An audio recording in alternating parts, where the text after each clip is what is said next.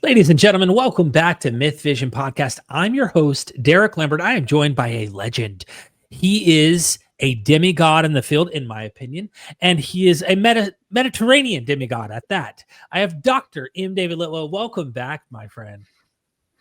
Thanks so much, Derek. It's great to be back. I've got something special for your channel, and I'm excited to be here. Well, I'm a student, as always. I love learning, and you've done some funny stuff. Before we begin, I mean, you've went into like re-unearthing Celsus, however you want to pronounce him. You're diving into like groups that I'm still learning about these names. I've never even heard of half these names of groups of Christians who believed in some really interesting things. You know me, I like to connect like various demigods and different stuff. And these are Christians who are name dropping some of my famous demigods from the Greco-Roman world. And you are like one of those guys who's just diving into the weeds. So I really am always thankful for your presence to learn more from you. So please, what do you have in store for us today? Yeah, well, I'm continuing my series, which deals with anti-Christian attacks. Basically, I've done Celsus. I did Celsus last year, and I've got a new translation. Then I did Porphyry, which was released last summer, and now I'm doing Julian. And for those who've been watching, I think that the ultimate result of this will be a kind of mega course and mega book where I am able to compare all three. These are the three major critics of Christianity. And why is this important? Because instead of us 20 centuries later looking at mythology and other things, we can use these ancient figures, these Greek and Roman writers, as a guide. They will hold our hands and tell us what is it from their perspective that they see the parallels between Christian lore or Jewish lore and their own lore. I won't call it mythology because they all believed it as their own sacred lore.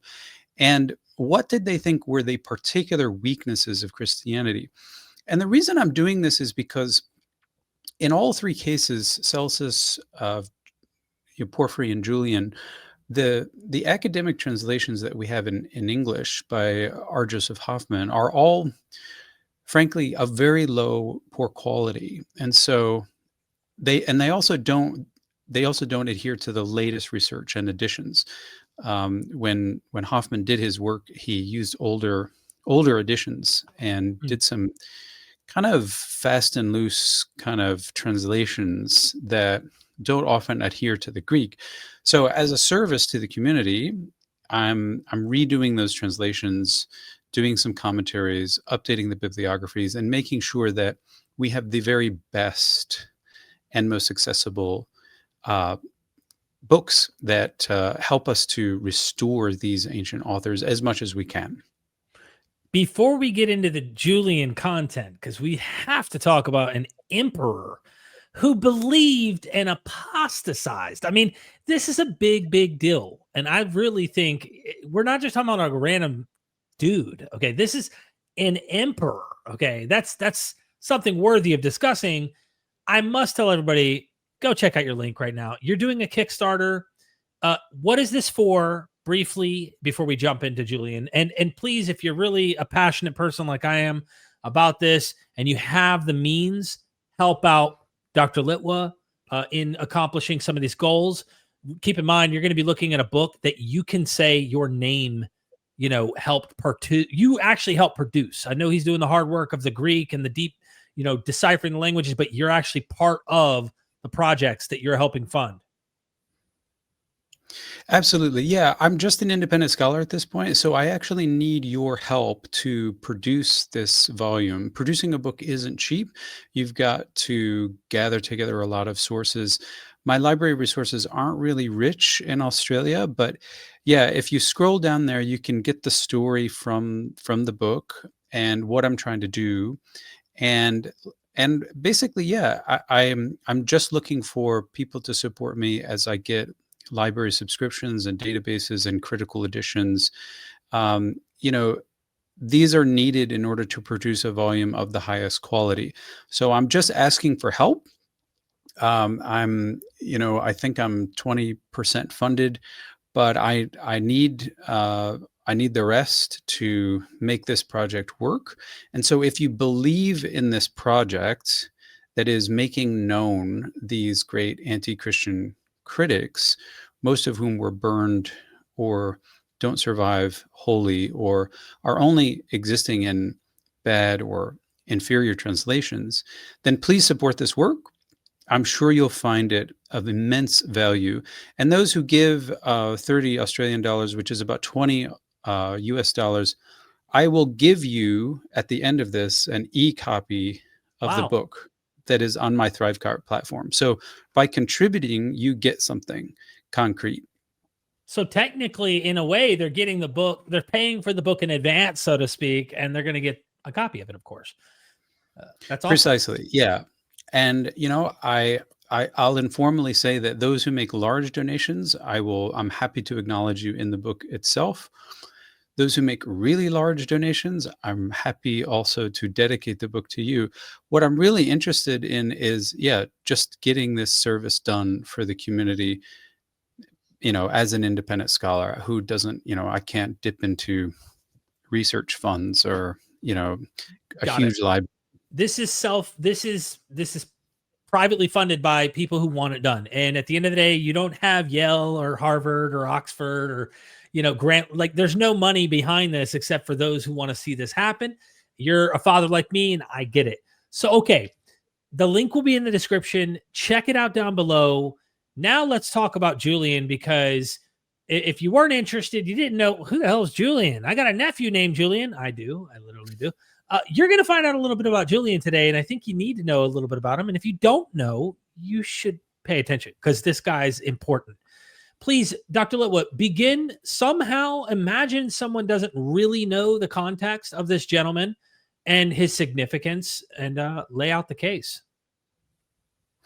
Well, so Julian is arguably actually the most important anti-Christian critic for the reason that you mentioned, that he is an official Roman emperor who was making policy about Christianity in the years 361 to 363. And he was raised a Christian. He's the only one of the great Christian critics who was raised a Christian. And he was a Christian until he was about age 20. And so he knows it inside and out, and he knows his predecessors, who are both Celsus and Porphyry. And Libanius, who is a famous orator, says that Julian even did a better job than Porphyry. And that's a pretty high compliment. Porphyry wrote 15 books. Julian wrote 3, and he called them Against the Galileans. Now, why does he refer to Christians as Galileans? Some people take this as a snub, and of course it is, but it's a very intelligent way to show the local character of Christianity. The dominant party of Christians at this time called themselves Catholics. And Catholics, if you know that Greek word, the katholika, it just means something like universalists. And ever since that time, Christians have been trying to present themselves as universal. That is, as having the universal faith, the faith for all people. So by Julian calling them Galileans, first of all, he highlights what is highlighted today by many scholars, that Jesus really didn't probably have any idea of creating a religion, let alone a universal religion. He was a local Galilean prophet. And we can pinpoint the origin of Christianity exactly. It's in a small region of the Roman Empire, which was Galilee. And so by calling these universalists Galileans, he reverses the valence and says, you guys, far from being universal, are incredibly local, and even your God is local. And this is one of the major thrusts of Against the Galileans. It's not only that the religion is local, it is that the God worshipped by Jews and Christians is also the local Judean God, who isn't the chief God, but is one of these local sons of God who have been appointed over the nations. And this should remind people that, unlike modern atheist critics of Christianity, Julian is deeply pious. What I mean by that is he he doesn't assume that there is no God. In fact, he assumes quite the opposite, that there is a wonderful, good, loving, divine entity. It's just that that's not the Christian God or the Jewish one. And you can tell that just by reading the Bible. So his strategy is to say everyone has a kind of innate concept of God. And it can be as simple as when you're staring out, in the desert somewhere and you see the beauty of the Milky Way and these satellite pictures of nebula, and you feel this sense of religious awe or devotion. That's what Julian meant by everyone has an innate sense of the divine. That is, everyone, even those who claim to be religiously unmusical, they have experienced the sacred in some way. So Yeah. what that means already is that Christians and Jews, despite giving us the Bible, don't have a monopoly on the sacred. Everyone, including, Native Americans and the indigenous people here in Australia and anywhere and everywhere, they had equal access to the sacred. So that's point one. His next point is then to say, well, we need to compare the Hebrew and Christian God with the Hellenic concept of God. I'm not going to use the term pagan because that was used as a term of abuse by Christians. So I'm going to use the term Hellenic. What Julian wanted to prove was that the Hellenic gods like Zeus and Helios, they were real gods who were actually morally better than the God who appears in Jewish and Christian scripture. And they're more universal. And what he does is he compares Plato and Moses' accounts of creation. So he cites the Timaeus and Genesis as if in parallel columns. And he just says, here you go. Here's the evidence. Look at the register of language. Look at the morality of these episodes. Look at how Plato is so much better, essentially.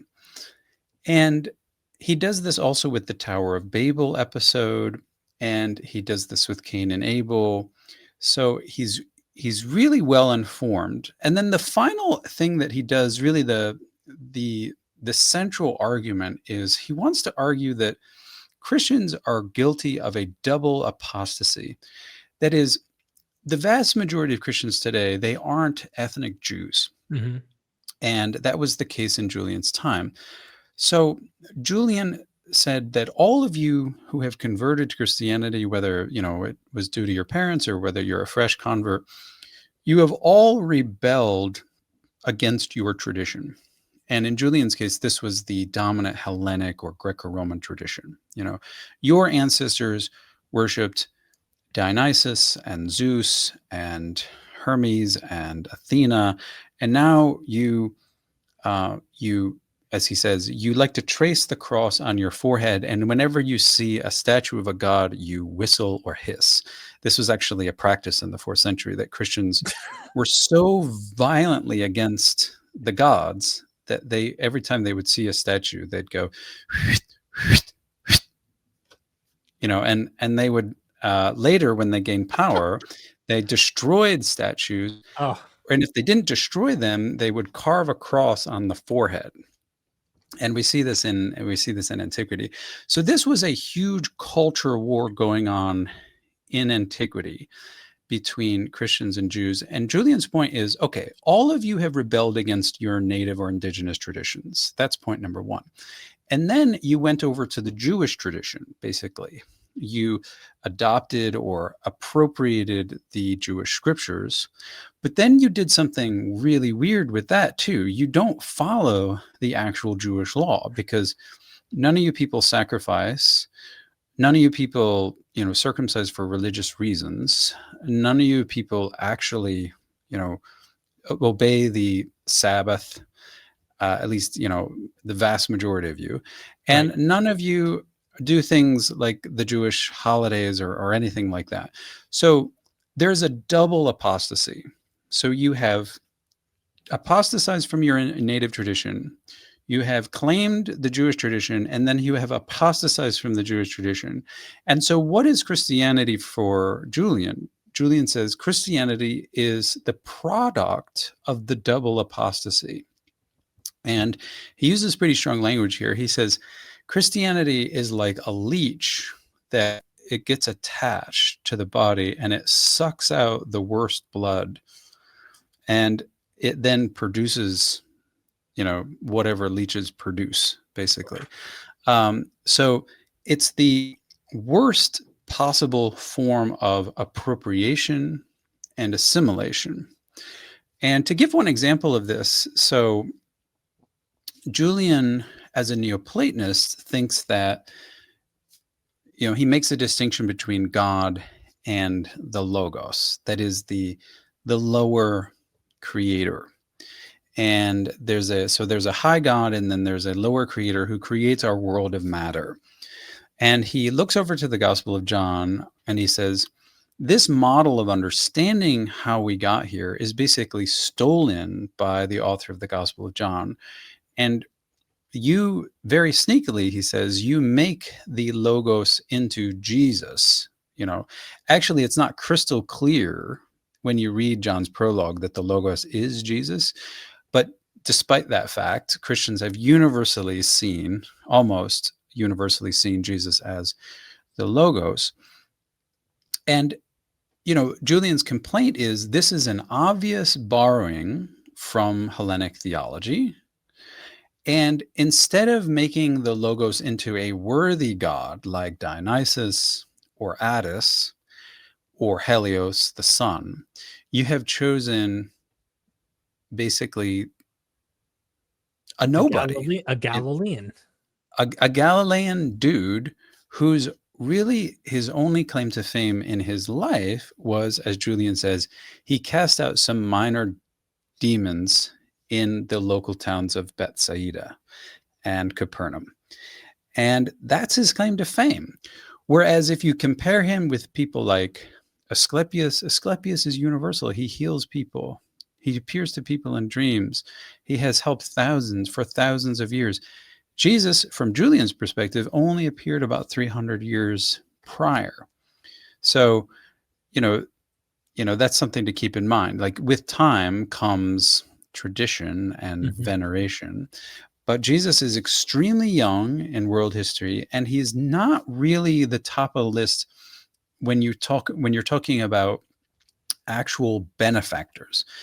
Because what to a Greco-Roman person proves divinity. This is something that I talked about in Jesus Deus, if you're familiar with that book. Basically, the proof of being a god in the Greco-Roman world is that you benefit other people. And the kinds of products, the kinds of things that Christians do, that Jesus did and that later Christians do, they don't actually benefit people. This is Julian's argument.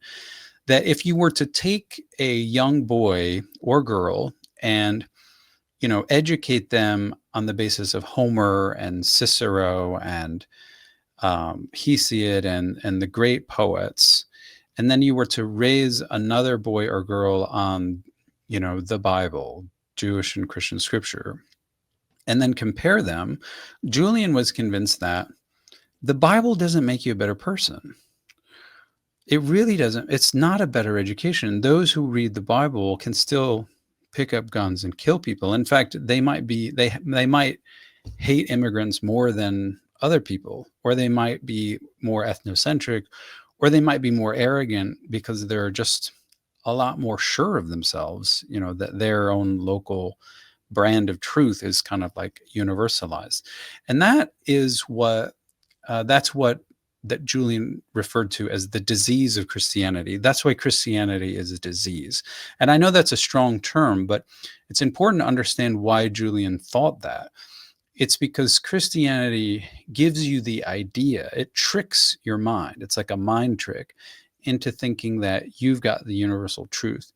And then what you do with that is you zealously destroy all other human thoughts and traditions, and sometimes quite literally, like as happened in the conquistadors, when they came from Spain, they literally like wiped out Aztec culture. And same thing happened in, North America. Like, we don't really hear anything about Native American culture unless, maybe you have some Native American heritage, or, were by a reservation. Basically, their culture wiped out. And that's kind of like the Christian way of doing things, because once you think that you have the universal truth, then you start attacking other human traditions. And the deceit of this is very, very bad for human history and for human morals, because you can be so convinced that you have the truth. You can not only destroy the beauty of other traditions, you can actually start killing other people, because you're so sure of the truth that you think it's okay actually to kill other people who won't receive your truth, and you think that they deserve it. That's the disease of Christianity. And of course, it's not unique to Christianity, but it is unfortunately endemic. And I'm not saying, and I don't think Julian was saying, that every Christian thought this, but when you look at history, enough Christians have pursued this line so that for Julian, it was a matter of life or death that he would stop the progress of Christianity.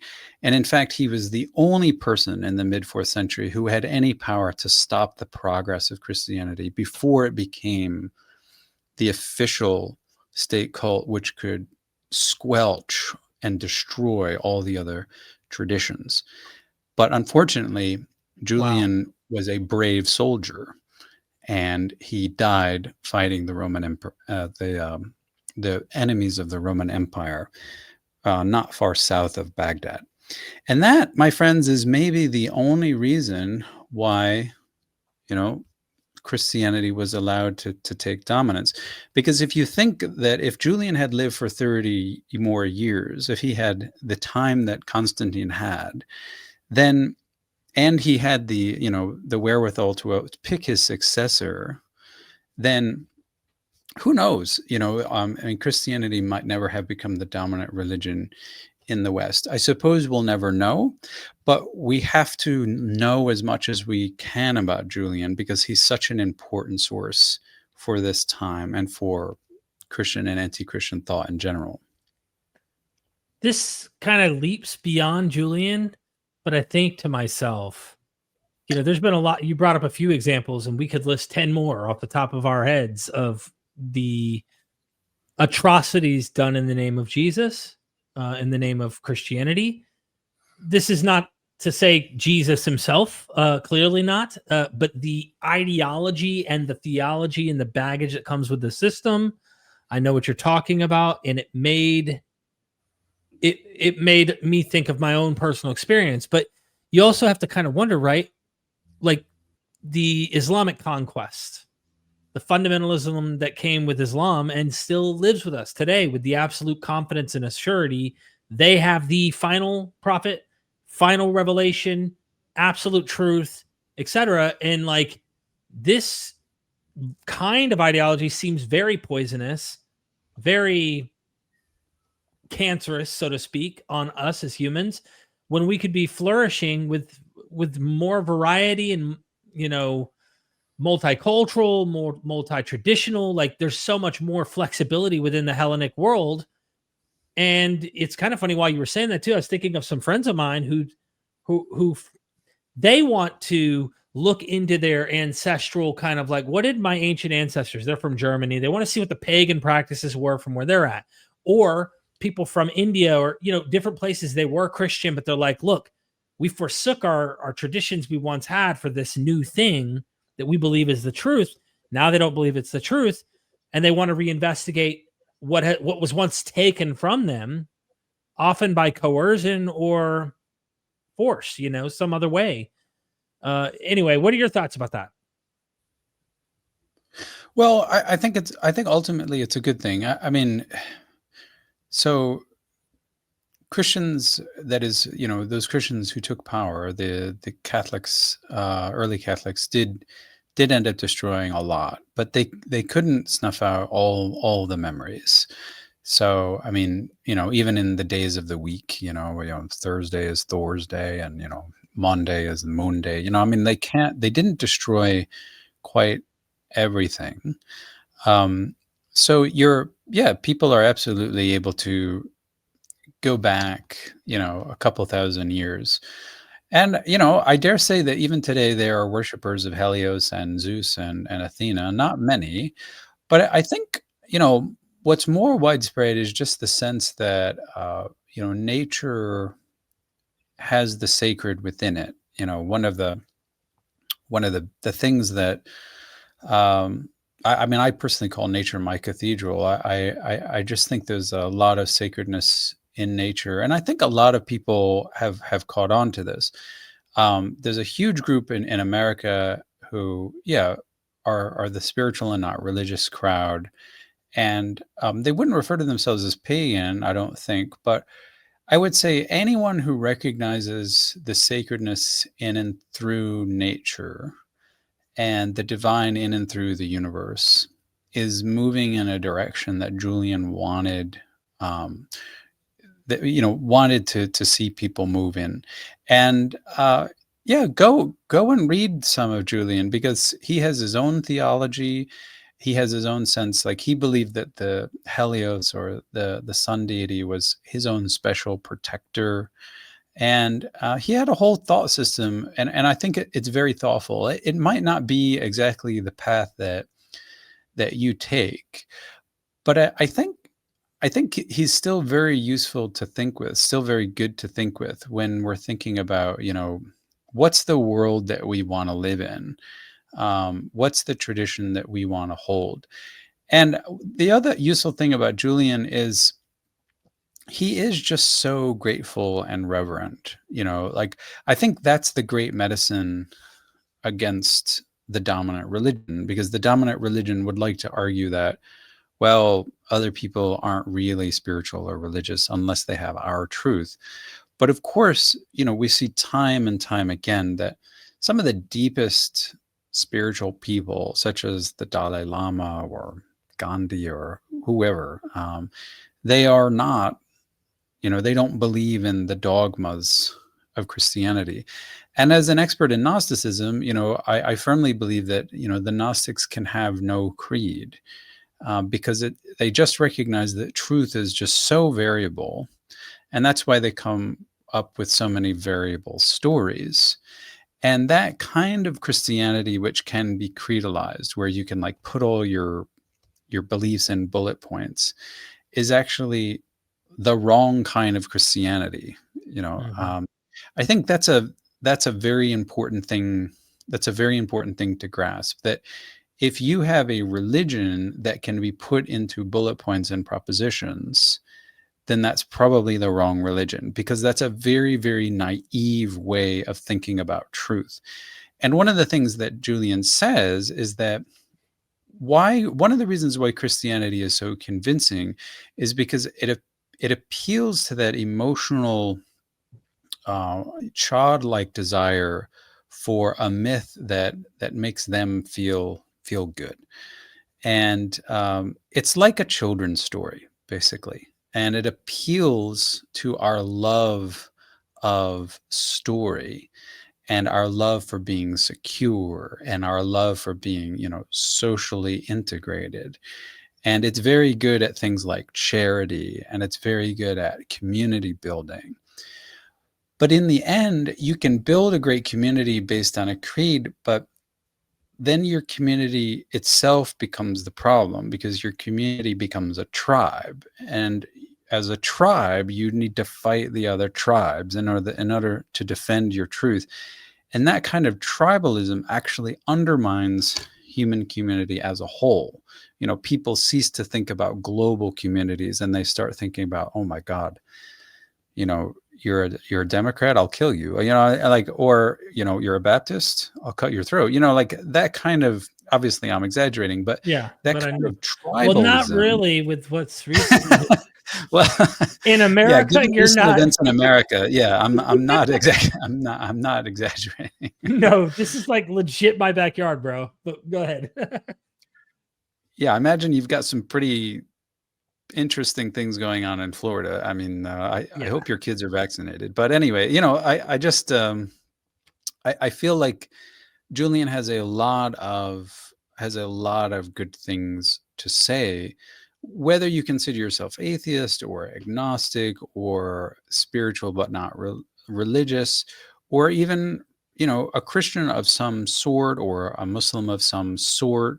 I think Julian is very useful. One of the things I was noticing was that Julian says something very similar to Islam, that you know, that there are no prophecies of Jesus. Like, you know, the virgin will conceive. That's not a prophecy about Jesus.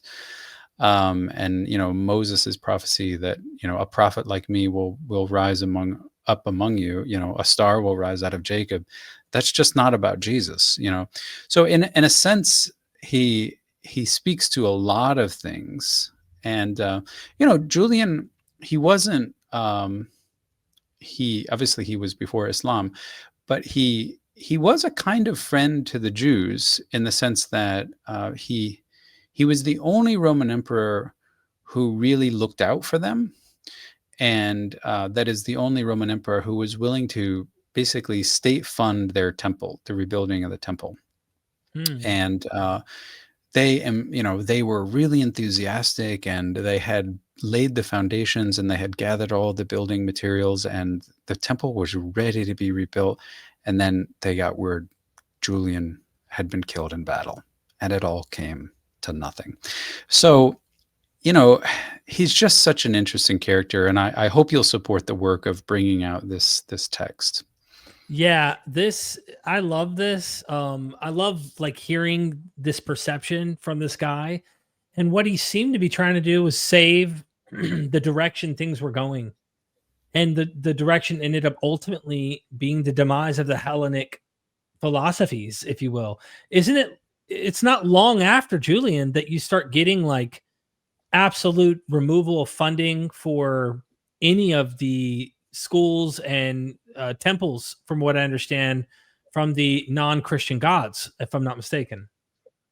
Well, it's actually before Julian that the temples are defunded, and some of them are destroyed. And so one of the very things that Julian did when he first became emperor was he issued a decree saying that, yes, all the temples are back open. We're doing religious toleration, and that's our position now. And that if someone destroyed a temple or a cult statue, you have to pay for it. That was one of his very first things. But of course, yes, when Julian died, he didn't pick a successor. So they basically, on the fly, you know, surrounded by their enemies, they chose a Christian to succeed him. And then more Christians succeeded. And yeah, by the 5th and 6th centuries, it took a while, but definitely by 30 years after Julian, the Christians had officially, Theodosius I is the first emperor who officially, 30 years after Julian, makes Orthodox Catholic Christianity the state religion, and all other religions are illegal. And that was the big move.